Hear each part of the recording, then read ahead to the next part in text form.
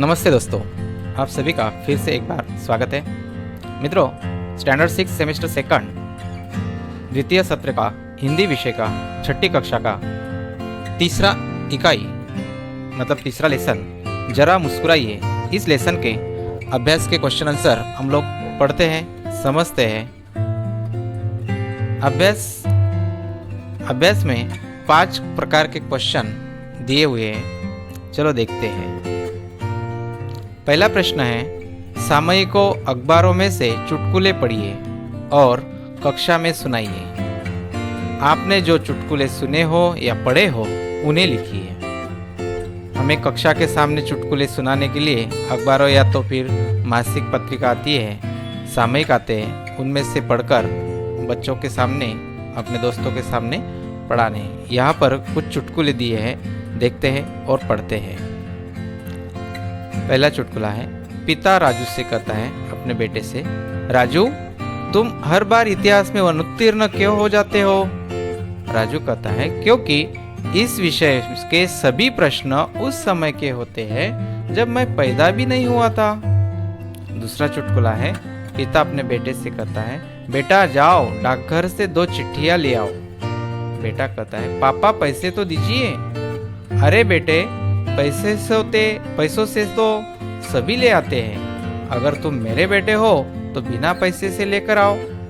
थोड़ी देर में बेटा 4-5 चिट्ठियां लेकर आ गया। पिता अपने लड़का से कहता है, बेटा से कहता है, अरे ये तो पहले से ही लिखी है।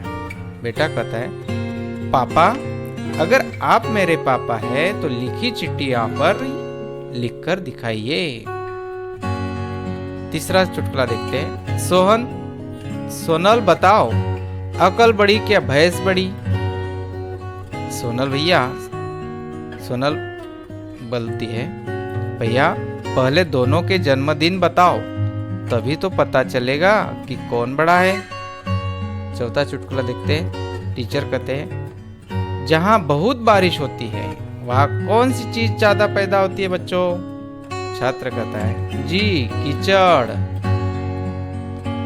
मजा आया ना? पांचवा चुटकुला देखते हैं, पिता अपने बेटा से कहते हैं, लंका को सोने की लंका क्यों कहते थे? बेटा बोलता है पिताजी से, इसलिए कि वहां कुंभकर्ण जैसे सोने वाले लोग थे। छठा नंबर क्वेश्चन चुटकुला देखते हैं, अमित पहलवान से कहता है, कमाल है भाई, 5 साल पहले भी तुमने अपनी उम्र 32 वर्ष बताई थी और आज भी अपनी उम्र 32 वर्ष ही बताते हो। पहलवान कहता है, हम पहलवान हैं जो एक बार कह देते हैं उस पर अटल रहते हैं, अपनी बात से पीछे नहीं हटते। समझ में आ रहा है ना बच्चों? 7वां चुटकुला देखते हैं, सुरेंद्र कहता है, नवीन इंसान की नजर ज्यादा तेज है या जानवर की? नवीन कहता है, जानवर की। सुरेंद्र कहता है, यह तुम कैसे कह सकते हो? नवीन कहता है, क्योंकि जानवर कभी चश्मा नहीं पहनते। 8वां चुटकुला देख लो, अंकल आरती से कहते, आरती तुमने अखबार वाले का बिल देखा है? अंकल, क्या शहर में लोग बिलों में भी रहते हैं? 9वां चुटकुला, नौकर मालिक से कहता है, मालिक आप एक साथ 2-2 रोटियां क्यों खाते हैं? मालिक कहता है, डॉक्टर ने मुझे डबल रोटी खाने को कहा है। 10वां देखते हैं, एक छोटी बच्ची ने टेलीफोन पर अपने पिताजी की आवाज सुनी। वह जोर जोर से रोने लगी। माँ ने पूछा, अरे बेटी क्यों रो रही हो? बेटी कहती, अब इसमें से पिताजी कैसे निकलेंगे? लास्ट देखते हैं हम लोग, चुटकुला नंबर 11, मालिक अपने नौकर से कहता है, तू कोई भी काम करने से पहले मुझसे पूछ लिया कर। थोड़ी देर बाद नौकर अपने मालिक से कहता है, मालिक रसोई घर में बिल्ली दूध पी रही है, क्या मैं उसे भगा दूं? मित्रों, प्रश्न नंबर 2, निम्नलिखित परिच्छेद में से मुहावरे ढूंढिए और उनके अर्थ देकर वाक्यों प्रयोग कीजिए। हमें परिच्छेद दिया हुआ है, यहाँ पर एक परिच्छेद है, इसमें से हमें मुहावरे ढूंढने और उन मुहावरों का उपयोग वाक्य बना के करना है। पहले परिच्छेद पढ़ते हैं और उसमें से मुहावरे कौन से वो देखते हैं। रमेश पढ़ाई में होशियार लड़का है, इसलिए रमेश पिताजी की आंखों का तारा है। आंखों का तारा है होना, ये एक मुहावरा है। इस साल रमेश ने कमर कस के परीक्षा की तैयारी की थी।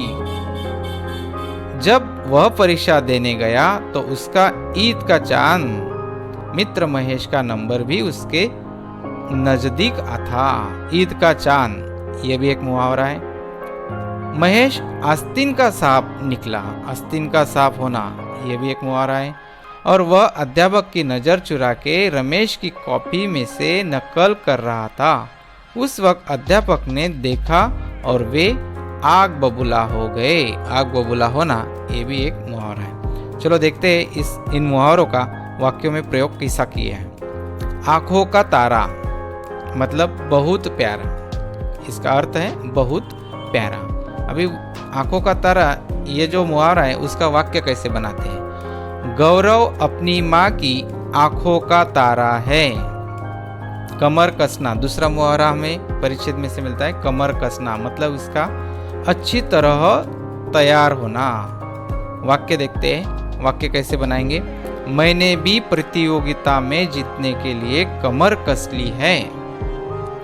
तीसरा मुहावरा, ईद का चांद होना, बहुत दिन बाद मिलना। ईद का चांद होने का मतलब अर्थ है बहुत दिन बाद मिलना। अभी इसका वाक्य में कैसे उपयोग करेंगे। आजकल तुम ईद के चांद हो गए हो, दिखाई नहीं देते। चौथा मुहावरा देखते हैं, आस्तीन का सांप। इसका मतलब कपटी मित्र। मतलब क्या, कपटी मित्र, जो मित्र बनकर शत्रु जैसा व्यवहार करता है उसको बोलते हैं आस्तीन का सांप। ये मुहावरा कैसे यूज करेंगे, वाक्य कैसे बनाएंगे देखते हैं। मैंने मनोज पर पूरा विश्वास किया लेकिन वह आस्तीन का सांप निकला। बच्चों यहाँ पर सांप लिख लेने का, ठीक है। पांचवा मुहावरा, नजर चुराना, किसी का ध्यान न जाए इस तरह काम करना। मतलब नजर चुरा के काम करना, सिंपल। वाक्य कैसे बनाएंगे। अपराधी पुलिस की नजर चुराकर भाग गया। छठा मुहावरा हमें मिलता है, आग बबूला होना। इसका मतलब है बहुत क्रोधित होना। वाक्य कैसे बनाएंगे। नौकर से गुलदस्ता टूट जाने पर मालकिन आग बबूला हो गई। मतलब बहुत क्रोधित हो गई। परंतु हमें आग बबूला यह जो मुहावरा है उसका उपयोग वाक्य बनाने में करना है। इस तरह से प्रश्न तीसरा देखिए। प्रश्न तीसरा, रेखांकित शब्दों के लिंग बदलकर वाक्य फिर से लिखिए। यहाँ पे जो रेखांकित शब्द हमें इकाई के नीचे दिए हुए हैं, लेसन के नीचे दिए हैं, वो शब्दों का लिंग परिवर्तन करना है, मतलब बदलना है और वाक्य फिर से लिखना है। ठीक है, देखते हैं। मेरे दादाजी यात्रा पर गए हैं। दादाजी, दादाजी की जगह पर क्या आएगा, लिंग हमें बदलना है, तो दादी जी। मेरी दादी जी यात्रा पर गई है। दूसरा, एक आदमी ने मुझसे कहा। आदमी का परिवर्तन करना है औरत। एक औरत ने मुझसे कहा। तीसरा, लेखक कहानी लिख रहा है। लेखिका कहानी लिख रही है। चौथा देखते हैं, मेरी मालकिन का स्वभाव बहुत अच्छा है। अभी यहाँ पर मालकिन यह स्त्रीलिंगी है, इसकी जगह पर हमें मालिक ऐसा पुल्लिंगी शब्द बनाना है। मेरे मालिक का स्वभाव बहुत अच्छा है। पांचवा वाक्य देखते हैं, बारिश को देखकर मोर नाचने लगा। मोर की जगह पर लिंग परिवर्तन करके मोरनी बनाना। बारिश को देखकर मोरनी नाचने लगी। छठा, जंगल में शेर दहाड़ रहा है। जंगल में शेरनी दहाड़ रही है। इस तरह से 7वां वाक्य देखते हैं। सेठ दुकान में बैठे हैं। सेठानी दुकान में बैठी है। 8वां अध्यापक पढ़ रहे हैं। अध्यापिका पढ़ रही है। 9वां पंडित रामायण सुनाने लगे। पंडित की जगह पर स्त्रीलिंगी पंडिताइन रामायण सुनाने लगी है, या तो लगी है, काट दो, है लिखना नहीं उसमें, खाली लगी। 10वां वाक्य देखते हैं। लड़का दुकान के पास खड़ा है। अभी यहाँ पे परिवर्तन करना है लड़कों में, लड़के की जगह पर लड़की। लड़की दुकान के पास खड़ी है। इस तरह से लिंग परिवर्तन करना है, ठीक है। प्रश्न 4 देखते हैं। उदाहरण के अनुसार शब्द का 4-4 वाक्यों में प्रयोग कीजिए। जैसे उदाहरण देखिए, घर। घर यह शब्द दिया हुआ है। इस शब्द का यूज करके, उपयोग करके हमें 4-4 वाक्य बनाने हैं। जैसे कि उदाहरण अनुसार घर का यूज किया है। देखो, मेरा घर सूरत में है। मुझे अपना घर बहुत पसंद है। मेरे घर में 3 कमरे हैं। मैं अपना घर साफ रखता हूँ। अभी देखो, चारों के चारों वाक्यों में घर घर घर घर यह शब्द बार बार आया हुआ है। यह हमें उदाहरण दिया हुआ है। इस प्रकार के शब्द हमें दिए हुए हैं प्रश्न 4 में। उसका उपयोग हमें 4-4 वाक्यों में करना है, ठीक है। चलो देखते हैं। बाग, पहला शब्द है बाग। बाग का उपयोग करते हैं। ये 4 वाक्य नीचे दिए, देखो। बाग में फूल होते हैं। बाग में लड़के खेलते हैं। मैं रोज बाग में जाता हूँ। यहाँ पे हूँ करना है। यह बाग बहुत सुंदर है, ठीक है। अभी दूसरा शब्द दिया है नदी। हम नदी में नहाते हैं। नदी में नावें चलती है। लोग नदी में तैरते हैं। गंगा पवित्र नदी है। देखिए, नदी नदी नदी, चारों वाक्यों में नदी शब्द का यूज किया हुआ है, उपयोग किया हुआ है। इससे अलग भी आप लोग वाक्य बना सकते हो। तीसरा शब्द है दोस्त। गौरव मेरा दोस्त है। दूसरा, मेरा दोस्त पढ़ने में होशियार है। तीसरा, मैं अपने दोस्त के साथ खेलता हूँ। चौथा, जीवन में दोस्त होना जरूरी है। देखिए, दोस्त शब्द का यूज किया हुआ है। चौथा शब्द दिया है पसंद। मुझे गुलाब का फूल पसंद है। दीदी की पसंद चमेली का फूल है। तीसरा वाक्य देखते हैं। माँ केवड़ा पसंद करती है। चौथा, सबकी अपनी अपनी पसंद होती है। पसंद शब्द का उपयोग बार बार अलग अलग वाक्यों में करके दिखाया है। 5वां शब्द दिया है कहानी। मैं प्रेमचंद जी की कहानी पढ़ रहा था। दूसरा, बच्चे कहानी सुनने में मग्न थे। तीसरा, मुझे कहानी पढ़ने का शौक है। चौथा, गुरुजी ने हमें एक दिलचस्प कहानी सुनाई।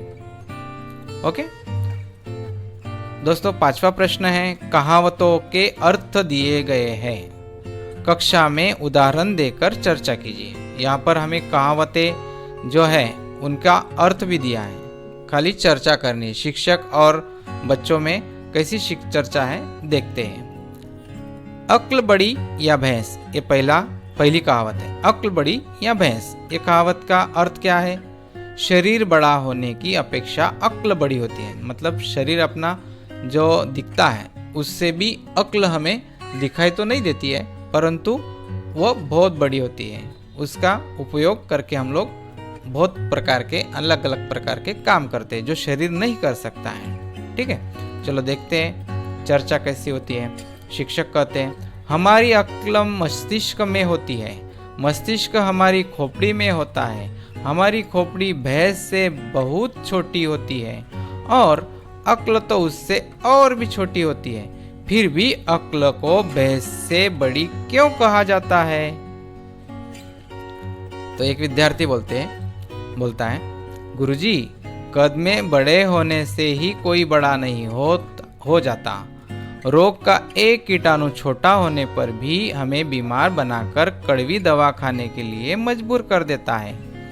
इसी तरह अक्ल सूक्ष्म और अदृश्य शक्ति है। यह सारा ज्ञान विज्ञान मनुष्य की अक्ल का जलसा है। यदि भैंस में अक्ल होती तो वह पशु क्यों कहलाती? मनुष्य के पास अक्ल है, इसलिए वह भैंस को पालकर उसका दूध निकालता है। हाथी और शेर भी मनुष्य के वश में हो जाते हैं, इसलिए मनुष्य की अक्ल को भैंस से बड़ा माना जाता है। शिक्षक कहते हैं, हो इसलिए तो कहावत है, अक्ल बढ़िया भैंस। दूसरी कहावत देखते हैं, आसमान से गिरा खजूर में अटका। इसका मतलब क्या है? इसका अर्थ क्या है? एक के बाद एक विपत्ति में फंसना। एक के बाद एक विपत्ति में फंसना मतलब अलग अलग समस्याएं आते रहना। जैसे आप लोग देखते हो तारक मेहता में जेठालाल जी को अलग अलग समस्याएं एक के बाद एक देखनी पड़ती है। मतलब आसमान से गिरा खजूर में अटका। ठीक है। शिक्षक और बच्चों के बीच, कक्षा के छात्रों के बीच कैसी चर्चा होती है देखते हैं। शिक्षक कहते हैं, गोपाल क्या इस कहावत का तुम्हें कभी अनुभव हुआ है? गोपाल कहता है, हाँ गुरुजी, एक बार मेरे दादाजी बीमार हुए।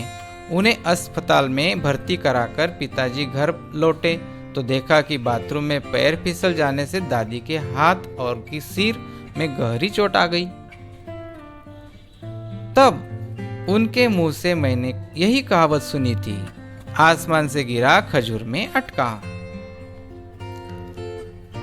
तीसरी कहावत देखते हैं, आए थे हरि भजन को ओटन लगे, कपास अच्छा काम छोड़कर महत्वहीन काम में लग जाना। इसका मतलब ये हुआ, आए थे हरि भजन को ओटन लगे कपास।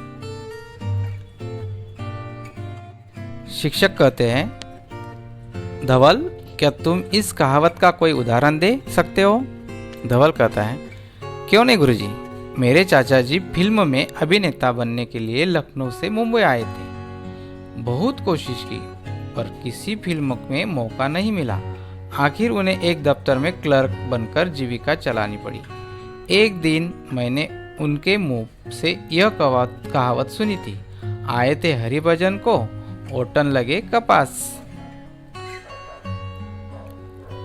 चौथी कहावत देखो, जो गरजते हैं वो बरसते नहीं। मतलब क्या है इसका? जो डिंग मारते हैं वे काम नहीं कर सकते या तो नहीं करते।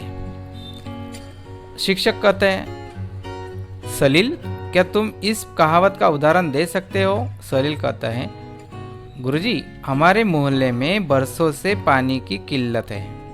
पिछले नगरपालिका चुनाव में हर पार्टी के नेता ने लोगों से कहा कि यदि वे चुनकर आएंगे तो कुछ दिनों में ही लोगों को नियमित रूप से भरपूर पानी दिलाएंगे। चुनाव हुए 2 साल हो गए, जो उम्मीदवार जीता वह अभी तक नजर नहीं आया।